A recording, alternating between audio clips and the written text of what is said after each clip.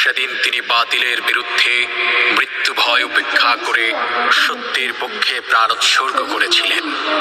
গোটা মুসলিম জাতিকে এক অসীম সাহসিকতা, আত্মবলিদান, অমর ত্যাগ এবং অন্যায়ের কাছে অপরাজিত সংগ্রামের শিক্ষা দিয়েছিলেন। আমি ইমাম হুসাইন রাদিয়াল্লাহু তাআলা আনহুকে পাইনি, কিন্তু তার সেই অসীম সাহসী সংগ্রামী চেতনায় উজ্জীবিত পীরে সরসিনা শাহ হুসাইনকে পেয়েছি। অভিজাত সম্পন্ন উচ্চবংশীয় মহান দুই অলিকুলের খুন যার শরীরে বহমান, যিনি বাবার দিক থেকে সম্ভ্রান্ত আকন বংশ এবং মায়ের দিক থেকে পৃথিবীর শ্রেষ্ঠ গোত্র কুরাইশ বংশসূত্রে পৃথিবীতে জন্ম লাভ করেন। তিনি শুধুই ইমাম হুসাইনের চেতনায় উজ্জীবিত নন, বরং ইমাম হুসাইন রাদিয়াল্লাহু তাআলা আনহুর নামে তার নামকরণ করা হয়েছে হুসাইন।